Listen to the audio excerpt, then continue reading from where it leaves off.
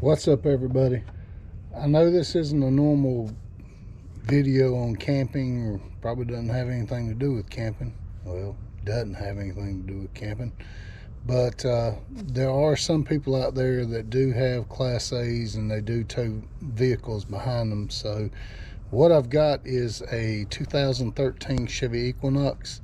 It's the camshaft position sensor went out on it. There's actually two of them, but the code that I got was a 0013, so that's going to be the top sensor.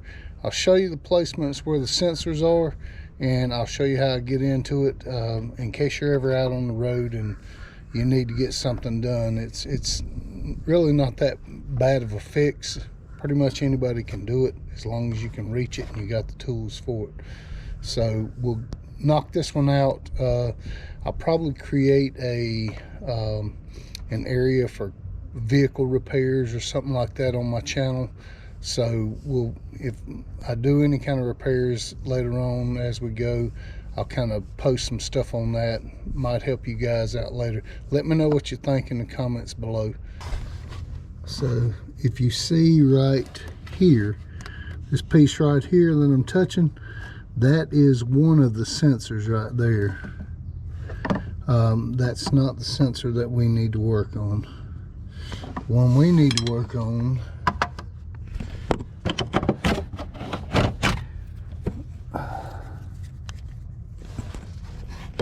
unfortunately is back in here up under all this. So we're going to take this intake all apart to get to it, and I'll kind of give you a better idea where it is. So what we got to do is take this cover off and then this cover right here off to get to what we need.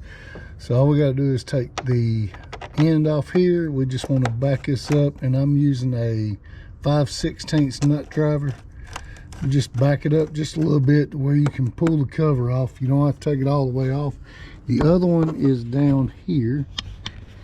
See if I can get you down in there. So the other one is right here on the throttle body. You just back that up a little bit. You want to kind of unpop this assembly right here. Hold that up. This little piece right here, now you got to be careful with this. It's set in by an O-ring, so what you want to do is hold it real firm and then kind of wiggle it back and forth as you pull out, and it'll pull straight out. So after we get that out, we want to take,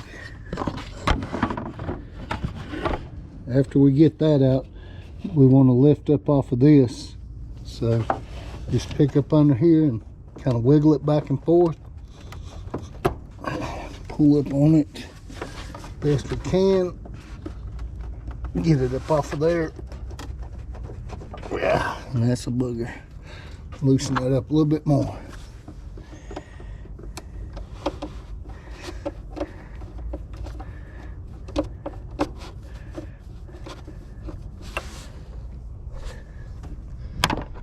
Alright, after we get that off, we want to take and pull that up, and then now across the back you just want to rock it back and forth while you pull it up.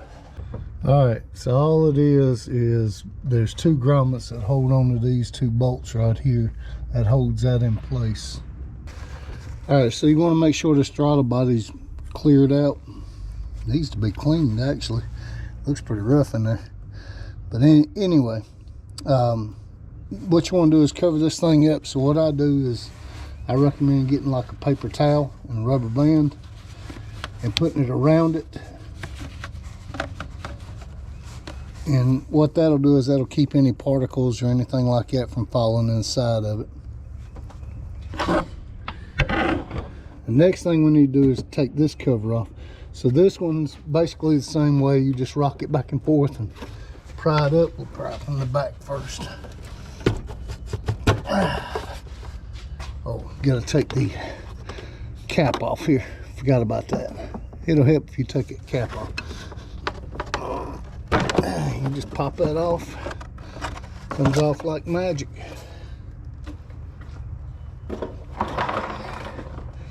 And make sure you put the cap back on the oil here. Ooh, this thing needs to be cleaned, something bad. I guess that'll be another job for me, cleaning this mess up. We'll do that another day. All right, so the sensor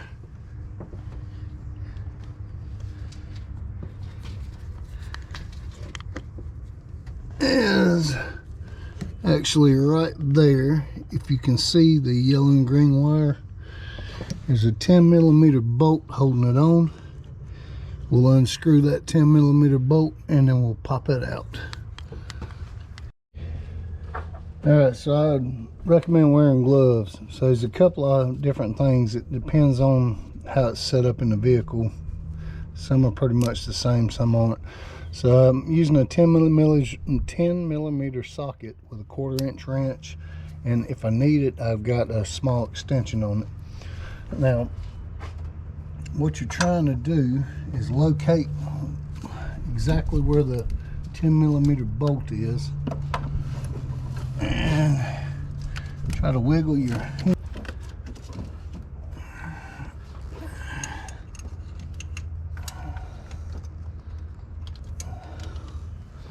It is not the easiest thing to get to, I can tell you that. Alright.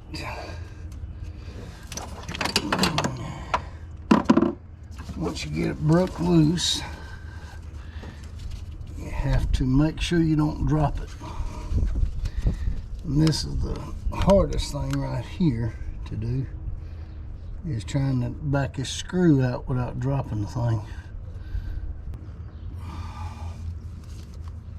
Okay, there you are. 10mm bolt. Just make sure you don't drop that thing, because if you do, it's going to be a problem. The next thing we want to do is reach in there and pull it out. Now it should pop right out. Give it a little wiggle back and forth. Remember the direction of your wiring and how it sits in there. Remember which way you take it out and the position that you put it back in there too. This thing is nasty. This is why I tell you wear gloves. This thing is horrible. Let me get a rag. I'm gonna whip this up. I know it's old, but I got enough grease everywhere as it is. I don't want to keep getting grease all over me. The thing I don't like about these 2013 Chevy Equinoxes is these things burn oil like crazy. We go through a quart of oil about every 2 fill-ups in this thing.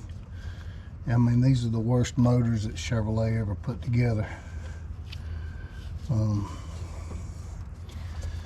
So now you want to take the grid clip off. I always use a small flathead screwdriver here. You go up under the bottom here and you push down and pull the clip back and pull it out. So if you see here, this little clip right here, you want to push that down so it unlocks from here, and then as you push down, you want to pry forward and it'll pull it out. It'll unseat it.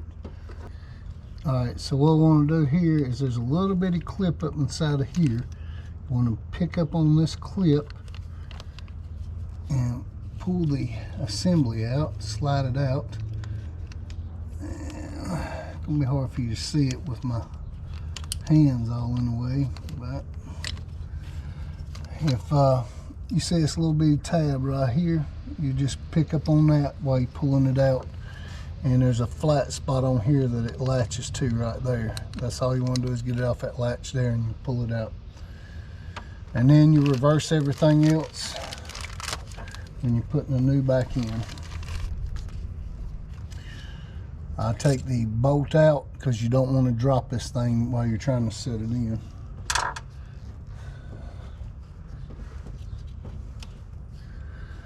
Alright, putting it back together, same exact way. Get your part, pop it back in. You get your gray clip, push it back into the back. This is a locking clip is what this is. This just locks it into place where you can't get the plug won't disconnect with it. It's just a little lock is all it is. And then you feed it back down the way it came out. Make sure you don't cross over your wires. Get good even flow and pop it back into the hole.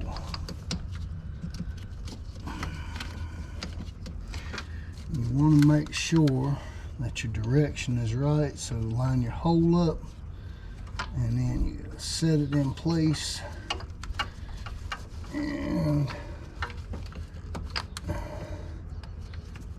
put it back in the way it came out and push it back up in. Kind of line your hole up best you can. It'll turn side to side. Then you take your screw, get your screw down in there. I'm going to use this socket and extension to help me put this thing back in, because if not, it's going to be a pain in the butt.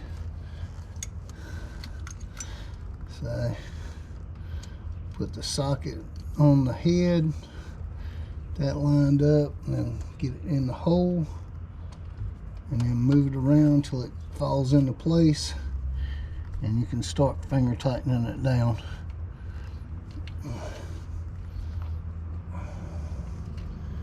Once you get your finger tightened down good and snug with your fingers, wrench it down. Don't over tighten it, you don't want to bust it. All right, now we got it put back in. I'm going to make sure that everything is seated good and it's sealed all the way around it. It feels like it. We'll know soon enough when we fire this thing up. So we'll put everything back together and go from there. All right, so what I want to do first, we got to get the cover back on here. Pop that back off. We'll reverse everything we've done.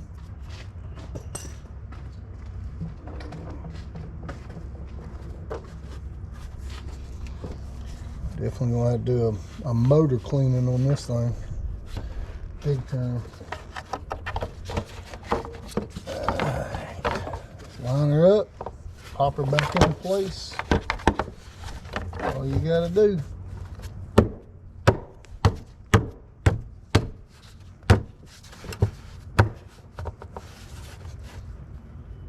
All right, back on. That crunk back down. This thing looks nasty. Nasty. All right, we'll take put the intake breather on. Reconnect this. So we're gonna make sure we take our rubber band and our paper towel back off, making sure we don't drop anything down in this intake. I'm gonna line this intake up first and go ahead and get it in there. Get it lined up and going. Get that seated back on.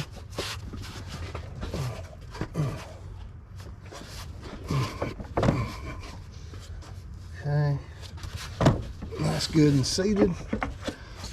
Put this side over here on, and then we'll work this back around to the bolts. Back on the bolts. Get that pop back into place. Get this side popped in. All right. We'll get this piece pushed back in. Pop back into place. Wiggle it around a little bit, make sure we're good.